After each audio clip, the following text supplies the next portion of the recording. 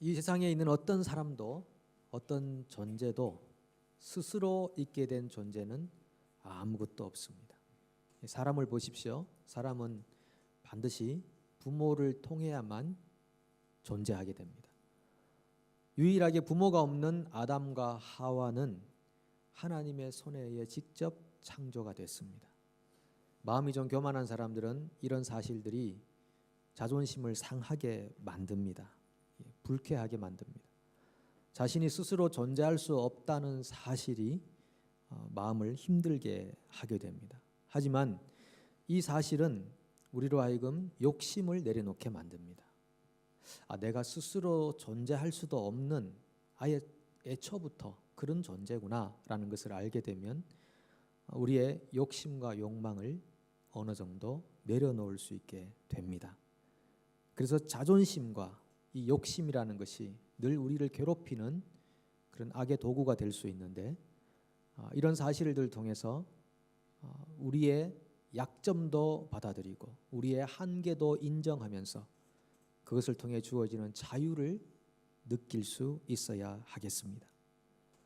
우리 눈에 보이는 모든 만물도 스스로 있게 된 것은 사실 없습니다.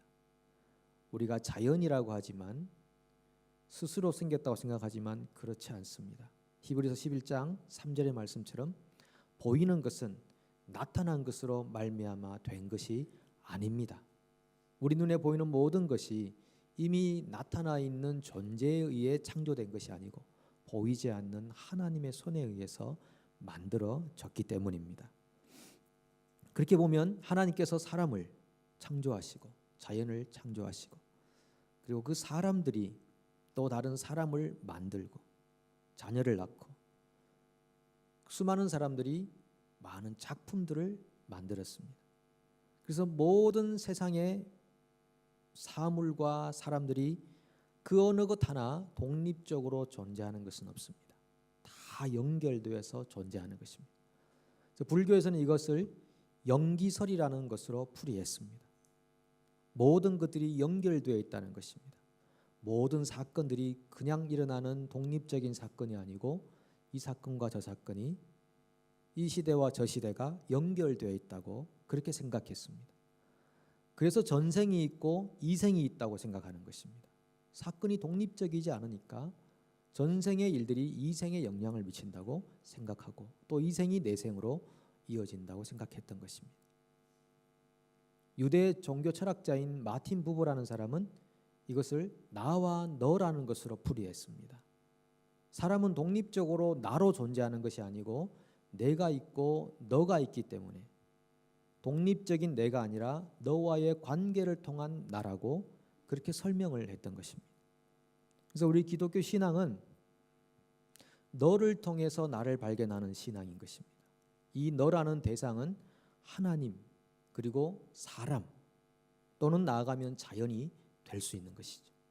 내가 스스로 내 독립적으로 존재하지도 못할 뿐 아니라 이 땅에 태어났다고 하여 독립적으로 살 수 있는 것도 아니고 나와 너라는 관계와 또 상황 안에서 나라는 존재가 발견되고 그렇게 성장하고 발전되어 가는 것입니다.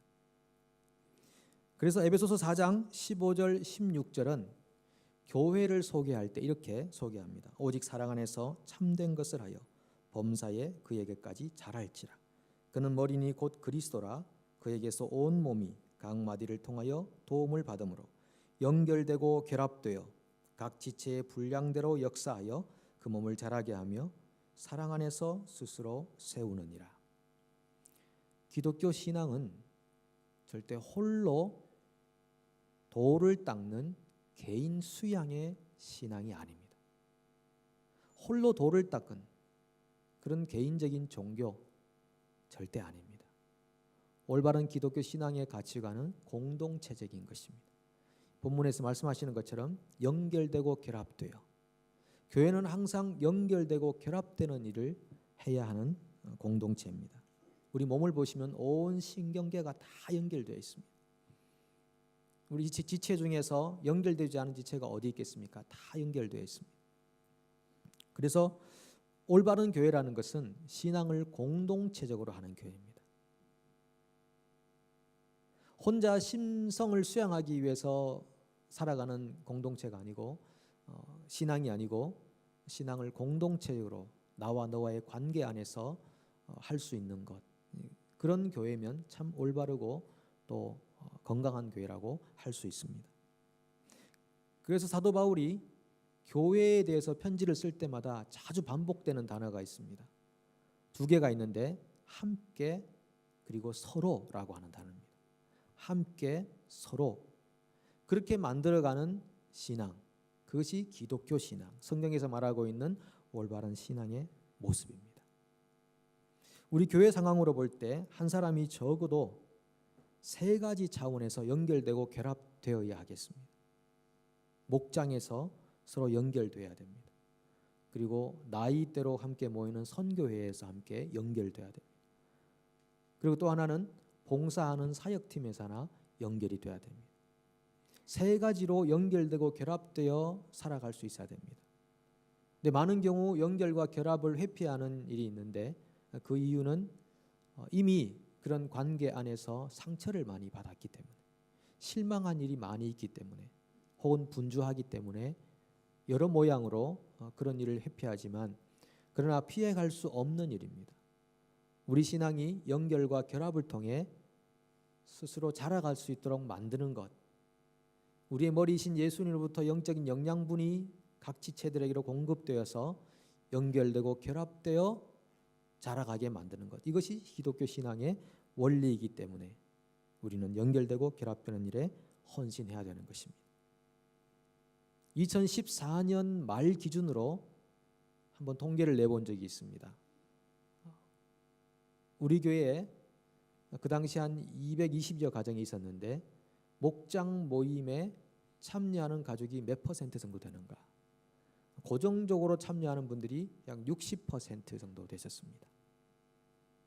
가끔 일이 있어서 빠지시고 한 번씩 참여하는 분들까지 합치면 80%의 사람들이 목장 모임에 참여를 하고 있었습니다. 나머지 20%의 분들은 목장 모임과 담을 쌓고 사시는 분들입니다. 무슨 이유이신지 잘 모르겠지만은 절대 안 나가겠다고 결심한 바가 있는 그런 분들이 한 20% 정도 계십니다. 나이대별로 모이는 선교회 참여는 그보다 더 많지 않습니다. 좀 더 높일 필요가 있습니다. 그리고 양육 인도자로 봉사하시든 문화센터에 사역으로 봉사하시든 여러 모양으로 봉사하는 사역팀들도 조금 더 우리가 헌신할 필요가 있겠습니다. 전도서 4장 9절을 보시면 두 사람이 한 사람보다 나음은 그들이 수고함으로 좋은 상을 얻을 것입니다. 그러니까 혼자 하지 않고 함께 일하는 법을 배우는 것입니다. 소가 끌 수 있는 짐의 그 무게가 6톤이라고 합니다. 한 소가. 그럼 두 마리 소가 짐을 끌 때는 12톤이 아니고 24톤을 끌 수 있다고 합니다. 참 이게 창조의 원리가 아닌가 싶습니다. 한 사람이 하는 것이 아니라 두 사람이 할 때 훨씬 더 큰 일을 할 수 있게 되는 것이죠. 4장 10절입니다. 혹시 그들이 넘어지면 하나가 그 동물을 붙들어 일으키려니와 홀로 있어 넘어지고 붙들어 일으킬 자가 없는 자에게는 화가 있으리라. 인생의 시련이 올 때, 외로움과 고난의 일이 다가올 때 나를 붙들어주고 위로해 줄 사람이 없다면 쉽게 패망할 수 있다는 것입니다. 누가 나에게 한마디 건네줄 수 있는 관계, 또 누군가에게 나의 위로를 줄 수 있는 관계, 그런 관계들이 우리의 인생이라는 이 고난의 험난한 파도를 넘어갈 때 꼭 필요한 관계라는 것입니다.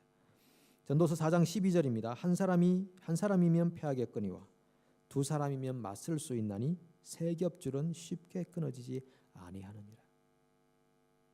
우리 줄다리기 할 때 밧줄 보십시오. 그거 여러분 아무리 잡아당겨도 100명, 200명이 잡아당겨도 끊어지지 않습니다. 왜냐하면 그 줄이 세 겹줄, 몇 줄로 꼬여 있기 때문에 그렇습니다.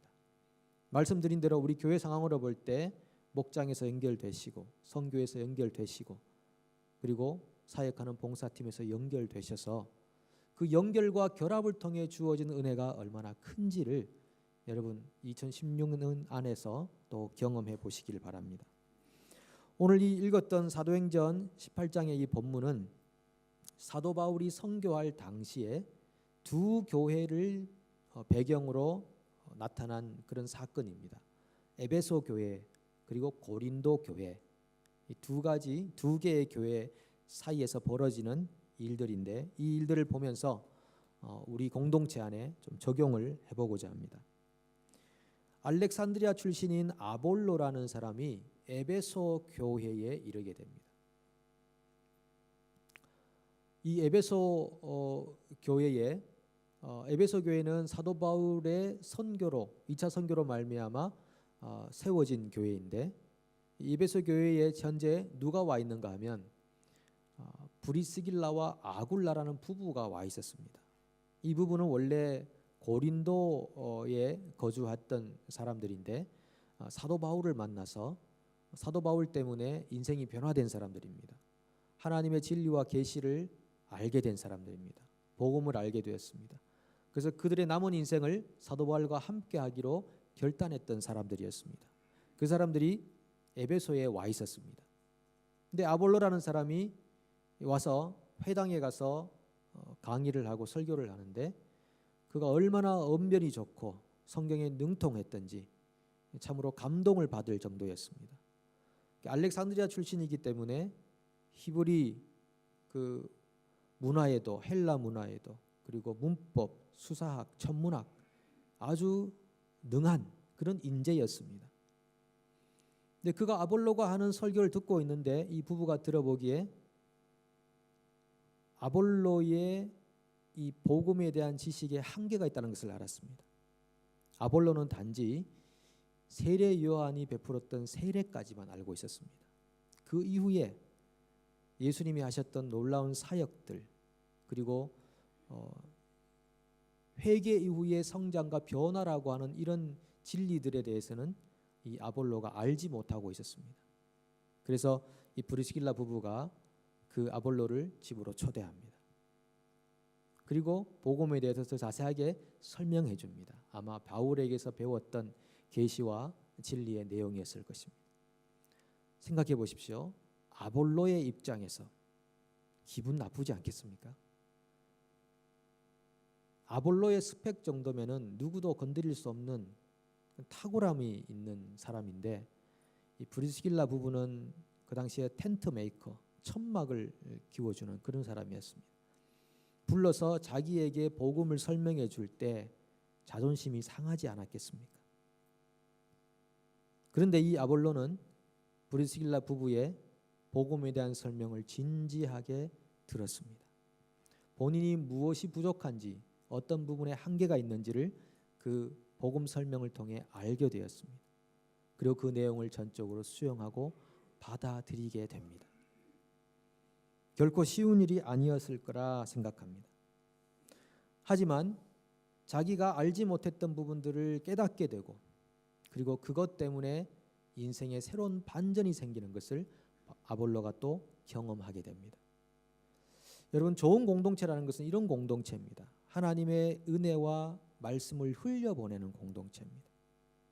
바울이 브리스길라 부부에게 하나님의 은혜를 흘려보냈고, 이 브리스길라 부부가 또 아볼로라는 사람에게 자신이 받은 은혜를 흘려보냈고, 아니 완벽해서 그렇게 했겠습니까?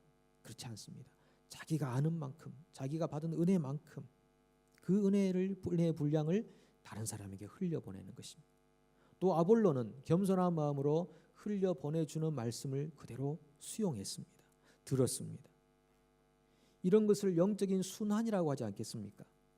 우리 몸이 건강하게 되기 위해서는 피의 순환이, 혈액 순환이 좋아야 되지 않겠습니까? 그런 것처럼 영적으로 하나님의 은혜가 이렇게 순환될 때 공동체가 은혜가 넘치는 것입니다. 내가 받은 은혜의 말씀을 다른 사람에게 전달해 주시고, 또 다른 사람이 전달해 줄 때 그것을 은혜로 받고, 또 내가 받은 것을 또 다른 사람에게 전달해 주는 이런 영적인 재생산, 영적인 순환의 공동체가 되어야 하겠습니다. 그 후에 이들 안에 놀라운 일이 하나 생기는데, 그것이 27절의 말씀입니다. 아볼로가 아가야로 건너가고자 하므로 형제들이 그를 격려하며 제자들에게 편지를 써 영접하라 하였더니 그가 가매 은혜로 말미암아 믿은 자들에게 많은 유익을 주니. 저는 이 한 구절 안에 세 가지의 중요한 공동체적인 삶의 교훈이 있다고 생각합니다. 그것이 오늘 주보에 나와 있는 것처럼 결단, 격려, 그리고 유익이라는 것입니다. 아볼로는 브리스길라 부부에게 하나님의 복음을 더 정확하게 들은 후에 결단을 하게 됐습니다. 어떤 결단이냐 하면은 내가 아가야 지방으로 가겠다고 하는 결단입니다. 에베소에서 아가야 지방으로 가려면 배를 타고 가야 됐을 것입니다. 물론 육지로도 갈 수 있었겠지만 고린도 지방, 이 고린도 지방이 아가야 지방에 있습니다. 고린도 교회가. 그래서 고린도 교회를 가야겠다고 생각한 것입니다. 이 브리스길라 아굴라 부부가 고린도 교회에서 왔습니다. 아마 이 두 분들 사이에서 이런 대화가 있었던 것 같습니다. 아볼로, 당신 참으로 탁월하고 유능하신 분인데 고린도에 가서 하나님의 말씀을 좀 가르치면 좋겠습니다. 고린도 교회는 앞으로 장차 유럽 선교를 할 수 있는 좋은 전진기지이기 때문에 고린도에 가서 말씀을 전할 수 있으면 고린도 교회에 큰 유익이 있겠습니다. 아마 그런 얘기를 들었던 것 같습니다. 왜 그러냐면은 아볼로가 아가야로 건너가고자 함으로라고 했던 그 문장에서 KJV라는 영어 성경을 보면 아볼로가 건너가기로 결심을 당했다라는 것으로 수동태로 표현되어 있습니다. 우리는 보통 다른 사람이 권면할 때 그 권면을 쉽게 받아들이지 못하는 부분들이 있습니다. 특별히 나보다 좀 못하다라고 생각하는 사람이 내게 뭔가를 권면할 때는 더더욱 귀담아 듣지 않는 경향이 있습니다. 그렇지만 이 아볼로는 브리스길라 부부의 권면에 응했습니다. 그리고 가기로 결정을 내렸습니다. 내가 아가야로 가겠습니다. 권면을 받아들인 것입니다. 아볼로의 겸손입니다. 여러분 새해가 되어서 벌써 한 달을 보내는 가운데 있습니다. 혹시 새해에 어떤 결심과 결단을 해보셨습니까? 아니면 그날이 그날이기 때문에 그 해가 그 해이기 때문에 결심 없이 시작을 하셨습니까? 우리 그런 찬송이 있잖아요. 어느 민족 누구게나 결단할 때 있나니. 결단할 때가 있는 것입니다. 어느 민족이든 어느 개인이든 뭔가 결단할 때가 있는 것입니다. 결심이 왜 중요한가 하면요, 우리 한 사람을 인격체로 볼 때 세 가지로 나누지 않습니까? 지정의. 지정의를 가진 존재가 인간입니다. 무엇인가를 알고 있는 지식적인 부분이 있고, 그리고 감정적인 부분이 있고, 의지적인 부분이 있습니다. 이 결단은 의지에 속하는 것입니다. 아담이 사탄에게 속았을 때 의지를 빼앗겨 버렸습니다. 사람이 범죄했을 때 나약한 의지자가 되어버렸습니다. 그런데 예수님께서 우리를 위해 십자가에 돌아가시고 우리를 구원하셨을 때 우리가 잃어버렸던 의지를 회복시켜 주셨습니다. 그 의지가 곧 결심인 것입니다. 아볼로가 결심했던 것처럼 우리에게도 새로운 결심이 필요할 때가 되었습니다. 이 아볼로는 제2의 사도 바울 같은 사람입니다. 사도 바울의 스토리는 자세하게 기록되어 있지만 이 아볼로의 스토리는 많이 기록되어 있지 않습니다. 그가 어떤 경위를 통해 하나님의 복음을 알게 되었는지 잘 모르겠지만은 복음을 알게 되었고, 또 브리스길라 부부를 통해 더욱 알게 되었고, 그도 나름 선교사로서의 헌신을 가지고 지금 에베소에 왔다가 다시 고린도로 가는 그런 인생의 새로운 반전을, 인생의 새로운 하프타임을 경험하는 것을 봅니다. 오늘 내 나이가 몇 살이든 상관없이 우리 인생의 하프타임이 날마다 새롭게 시작되어야 합니다. 결단하십시오. 결심하십시오. 하나님께서 도와주실 것입니다. 지난주 중에 어떤 분이 문자를 통해서 요즘 저희는 말씀에 푹 빠져가고 있는 중이에요 라고 보내주셨습니다. 아마 부부가 그렇게 말씀 속으로 푹 빠져가고 있다는 말씀이셨습니다.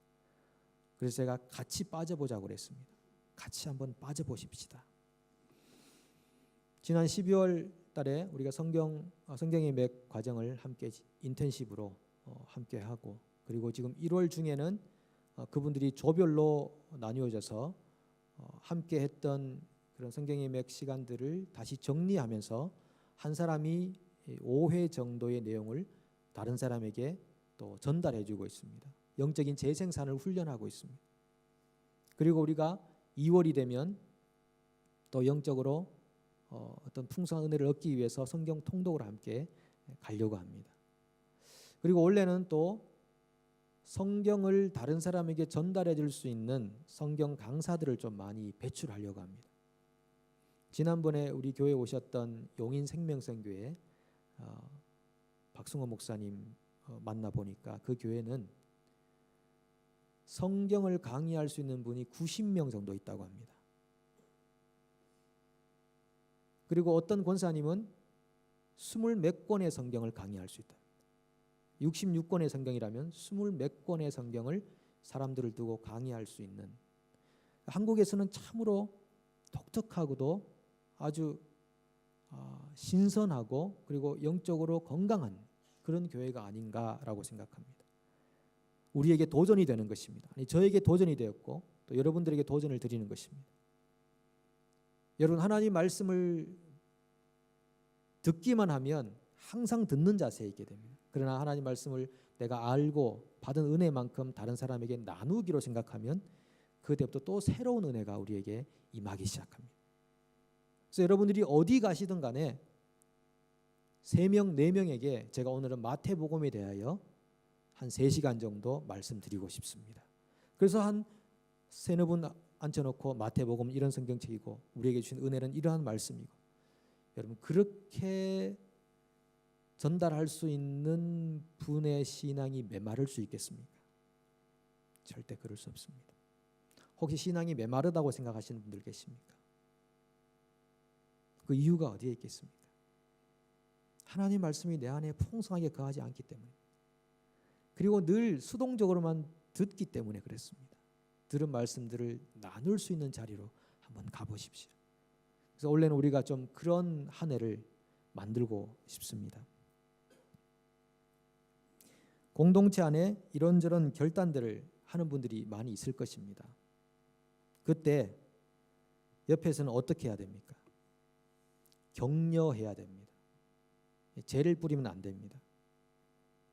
어떤 집사님이 나는 오늘부터 성경 통독하기로 결심했다라고 할 때 옆에 있는 분, 그분을 아주 잘 아는 분이죠. 아예 시작을 하지 마라. 시작을 하지 마. 지난번에도 하다가 며칠 안 돼서 포기하고 나한테 힘들어서 못하겠다고 한 게 얼마 전인데 맨날 창세기만 너덜너덜하게 그냥 만들어 놓고 종이 색깔이 달라졌다. 그래도 뭐 하고 싶으면 해봐. 큰 기대는 안 해. 이렇게 죄를 뿌리지 말자는 거죠. 물론 이제 친분 관계에 있어서 농담을 할 수는 있겠습니다만 제가 또 하지 말라고 하면 꼭 그렇게 하시는 분들이 계시더라고요. 여러분, 그런데 사람은 지적해 줄 때 변화 생기는 게 아닙니다. 격려해 줄 때 변화가 생깁니다. 우리 자녀들도 마찬가지 않습니까? 지적해 준다고 절대 변화 안 됩니다. 격려해 줄 때 변화가 생기는 것입니다. 이 아볼로가 고린도로 가겠다고 결심을 했습니다. 본인도 사도 바울 같은 그런 선교적 부르심을 받은 것이죠. 여러분, 사도 바울만 성경에 기록돼서 그렇지요. 사도 바울처럼 살았던 인물들이 많이 있습니다. 그렇게 결심했을 때 주변의 형제들이 그를 격려했다고 그랬습니다. encourage. 그래, 아볼로 잘 결심했어. 가서 하나님의 은혜를 흘려보내십시오. 고린도 교회 참으로 중요합니다. 이렇게 아마 격려했을 것입니다. 교회는 서로 격려하고 그 격려를 통해 치유받는 것입니다. 우리 안에 얼마나 많은 상처가 있습니까? 얼마나 많은 상실감이 있습니까? 얼마나 많은 열등감이 있습니까? 그런 것들이 우리가 서로를 격려하는 가운데 치유가 되어야 됩니다. 여러분, 밭을 갈아엎지 않고 씨를 뿌려봐야 열매가 맺히겠습니까? 밭이 갈아엎어져야 되는 것입니다. 우리의 이 상처난 마음들이 가라앉히지 않고 말씀을 듣는다고 열매가 맺히겠습니까? 우리의 상처난 마음들이 치유를 받아야 되는 것입니다. 그리고 치유된 그 마음에 하나님 말씀이 임할 때 놀라운 열매가 맺히는 것입니다. 30배, 60배, 100배가 맺히는 것이죠. 그래서 한마디라도 격려해 주는 습관을 가져야 됩니다. 여러분, 신앙은 습관입니다. 어떤 분은 습관대로 계속 디스커리지 시킵니다. 무슨 일을 하려고 하면 하지 마, 안 돼, 못 해, 왜 해? 이런 식으로 자꾸 디스커리지 시킵니다. 어떤 분은 습관적으로 격려해 주는 분들이 있습니다. 근데 습관적으로 디스커리지를 시키는 사례가 이 성경 안에 나와 있죠. 그 사사 시대에 보면 에브라임 지파라고 하는 지파입니다. 제가 성경 공부할 때도 말씀드렸습니다. 에브라임 지파는 장자가 될 수 있는 좋은 조건을 가진 지파였습니다. 여호수아가 에브라임 지파거든요. 장자의 일을 감당할 수 있는 좋은 지파였습니다. 요셉의 지파 아닙니까? 근데 장자권을 박탈당한 거나 마찬가지입니다. 왜냐하면 그 지파가 가지고 있는 생활 습관, 신앙 습관이 하나님 보시기에 좋지 않았기 때문입니다. 어떤 일이 있었습니까? 사사시대에 이 에브라임 지파는 두 번이나 똑같은 일을 반복합니다. 습관인 것이죠. 처음에 기드온이 군사를 이끌고 가서 미디안과 싸워 이기고 돌아왔을 때 이 에브라임 지파가 기드온을 부릅니다. 그 지파를 불러서 하는 말이 왜 우리는 안 불렀어? 라고 합니다. 너의 잘못이 뭔지 알아? 우리를 부르지 않고 간 거야. 지금 전쟁에 가서 죽을 똥살똥 전쟁하고 승리하고 돌아온 지파에게 그렇게 말하는 것입니다. 너 잘못이 뭔지 알아? 우리를 부르지 않고 너 혼자 간 거야. 이렇게 말하는 것입니다. 기드온은 사람이 좀 마음이 순수했는지 그것으로 넘어갔습니다. 그 다음에 입다라는 사사가 암몬하고 가서 정말 목숨 걸고 싸우고 전쟁에 승리하고 돌아왔을 때 이 에브라임 지파가 또 입다를 부릅니다. 네 잘못이 뭔지 알아? 우리를 부르지 않고 너가 간 거야. 이렇게 똑같이 반복해서 얘기합니다. 신앙은 습관이기 때문에 고생하고 목숨 걸고 전쟁하고 돌아온 사람들에게 그런 얘기를 하는 것입니다. 근데 이 입다는 기드온과 달리 그 에브라임 지파를 심판해 버렸습니다. 그래서 발음상으로 에브라임 지파를 구분해내기 시작했습니다. 그냥 네가 에브라임 지파냐라고 묻는다면 아니라고 속일 수 있으니까 발음해보라. 시볼렛이라고 해야 되는데 쉬볼렛 이렇게 그 발음을 강하게 하면 에브라임 지파죠.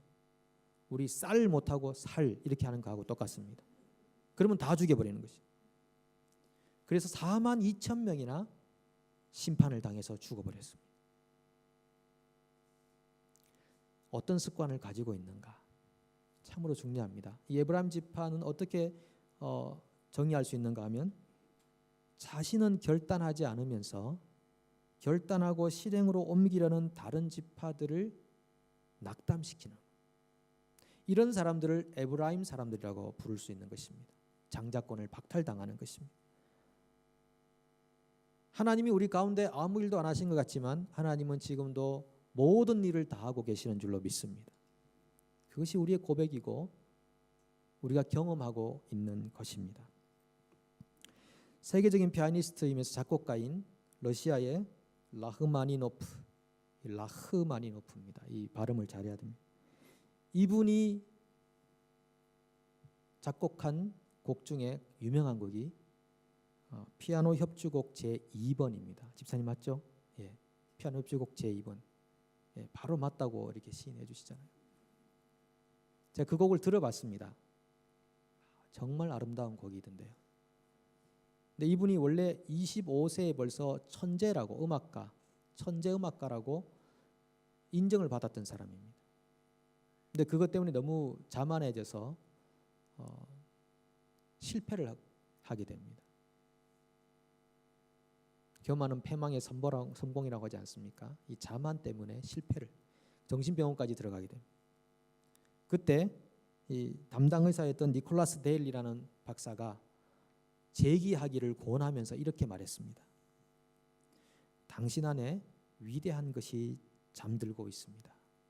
그것은 세상에 나갈 날을 기다립니다. 당신 안에 위대한 것이 잠들고 있습니다. 그것은 세상에 나갈 날을 기다리고 있습니다. 그 한마디 말로 용기를 얻었습니다. 그래서 아주 유명한 세계의 명곡을 작곡할 수 있게 되었다고 합니다. 여러분 옆 사람이 라흐마니노프가 될지 어떻게 아십니까? 여러분의 자녀가 아볼로 같은 사람이 될지 어떻게 아시겠습니까? 낙담시키지 마시고 격려해 주십시오. 특별히 원래 여러 가지 일을 맡은 일꾼들이 있습니다. 일 맡아 하는 거 별로 좋아하지 않는 것이 정상이지 않습니까? 수고하고 때로는 칭찬 듣지 못하는 일도 많이 있으니까. 온란에 세워진 많은 일꾼들, 여러분 서로 옆에 계시면서 격려해 주십시오. 성경은 우리에게 너희가 서로 위로하라 이렇게 말씀하셨습니다. 서로 격려하시고 세워주셔서 연결되고 결합되는 것 가운데 얻어지는 크나큰 은혜와 유익들을 경험하는 공동체가 될 수 있기를 원합니다. 그렇게 해서 이 아볼로가 결단하고 형제들이 격려해서 결국 그들 사이에 주어진 것이 뭐냐면 유익이라고 하는 것입니다. A great help. 아주 엄청난 도움이 고린도 교회에 있었다라고 말씀하고 있습니다. 그가 감에 은혜로 말미암아 믿은 자들에게 많은 유익을 주니 27절 하반절이죠. 아볼로가 가서 많은 사람에게 유익을 줬다는 것입니다. 그런데 많은 사람을 좀 제한적으로 설명하는데 그게 뭐냐면은 은혜로 말미암아 믿은 자들에게라고 설명하고 있습니다. 은혜를 받고 믿음을 가진 사람들에게 아볼로는 큰 도움이 되고 유익이 되었지만 은혜를 받지 않고 믿음이 없는 사람에게는 유익인지 아닌지가 구분되지 않는 것입니다. 교회 공동체가 어떤 일을 해도 내게는 크게 유익되지 않는다고 생각하는 분들이 계시다면 큰일 난 것입니다. 은혜로 말미암아 믿은 자들에게 속하지 않을 수도 있는 것입니다. 공동체가 행하고 있는 결단과 격려의 이 귀한 영적인 재생산과 순환의 역사가 내게 유익으로 다가와야 됩니다. 그럴 때 내가 하나님의 은혜로 내가 믿은 사람이구나라는 것이 확증되는 것입니다. 여러분, 이 아볼로는 아가야 지방으로 가서 참으로 큰 유익을 끼쳤습니다. 고린도 교회에 나중에 아볼로파가 생길 정도였습니다. 네 파가 있었습니다. 베드로파, 바울파, 아볼로파, 그리스도파. 이 아볼로가 베드로와 바울 같은 영향력을 가진 사람이었다는 것입니다. 베드로는 참으로 수제자였고 바울은 이방 선교를 위해 크게 부름받은 선교사였고 그 수제자와 선교사에 걸맞는 한 사람으로 아볼로가 등장하고 있습니다. 얼마나 큰 영향을 미쳤으면 그렇게 되었겠습니까? 그런데 그는 자기를 추종하는 많은 사람이 있었음에도 불구하고 교주 역할을 하지는 않았습니다. 고린도전서 4장 6절을 보면 바울이 이렇게 말합니다. 형제들아 내가 너희를 이 일에 나와 아볼로를 들어서 본을 보였으니 이는 너희로 하여금 기록된 말씀 밖으로 넘어가지 말라 한 것을 우리에게서 배워 서로 대적하여 교만한 마음을 가지지 말게 하려 함이라. 파당이 많이 생기니까 서로 대적하고 서로 교만한 그런 일이 생겼지만 바울과 아볼로는 그 일에 휩쓸리지 않았다라고 하는 것입니다. 우리가 받은 은사들이 있습니다. 이 은사들은 모두가 공동체 유익을 위해 사용되어야 됩니다. 한 달란트 받은 사람의 고백을 아실 것입니다. 누가 한 달란트 받은 사람인가? 오늘날 절대 나의 재능과 특기를 통해서 당신에게 유익이 가는 일은 없을 것입니다. 이런 사람이 한 달란트 받은 사람입니다. 한 달란트 받았던 종은 주인이 자기로 말미암아 이득을 취하는 것을 못 견뎌했던 사람입니다. 오늘날에 한 달란트 받은 사람은 바로 나를 통해 다른 사람이 유익을 받는 일을 싫어하는 사람들, 그 사람이 바로 한 달란트 받은 사람이 되는 것입니다. 슬피 울며 이를 갈미 있으리라, 그렇게 말씀하지 않습니까? 오늘 내가 가지고 있는 은사와 재능들 충분히 활용하셔서 공동체에 유익이 될 수 있도록 사용하십시오. 그럴 때 5달란트 그리고 2달란트 받은 사람에 속하게 되는 것입니다. 교회는 여러분 영적으로 왕노릇하는 공동체입니다. 사회를 위해 교회가 존재합니다. 왕이 건강해야 사회가 건강하지 않겠습니까? 교회는 세상을 섬기는 왕의 집단입니다. 군림하는 집단이 아니라 섬기는 왕의 집단입니다. 우리가 왜 결단하고 격려하고 유익을 얻는 공동체가 되어야 합니까? 이 공동체를 통해서 사회가 살아나야 하기 때문에 그렇습니다. 지역마다 교회가 건강하면 지역에 희망이 있습니다. 만약에 그 지역의 교회가 무너지면 그 지역에도 희망이 없어집니다. 이것이 영적인 원리입니다. 우리가 함께 헌신하고 전진하는 이 신앙이 이 사회를 살릴 수 있는 신앙인 것을 기억하시고 함께 헌신하십시오. 동참하십시오. 마지막으로 중요한 것 한 가지 말씀드립니다. 28절에 있는 말씀처럼 아볼로가 고린도에서 했던 사역의 핵심이 있습니다. 그것은 예수는 그리스도라고 증거하는 것이었습니다. 우리가 신앙생활을 하는 이유와 목적이 있습니다. 예수가 왜 그리스도인가? 예수님이 왜 유일한 구원자이신가? 왜 그분이 메시아가 되시는가? 왜 그분을 통해서만 하나님을 만나게 되는가? 왜 그분을 통해서만 생명과 영생 얻을 수 있는가? 이것들을 알기 위해서 그런 것입니다. 그것을 더욱더 알아가시고 확신하셔서 우리가 살아 숨쉬는 동안 이 일을 다른 사람들에게 나타내고 증거하는 영적 공동체, 사회를 살리는 신앙 공동체 될 수 있기를 축복합니다. 기도합니다.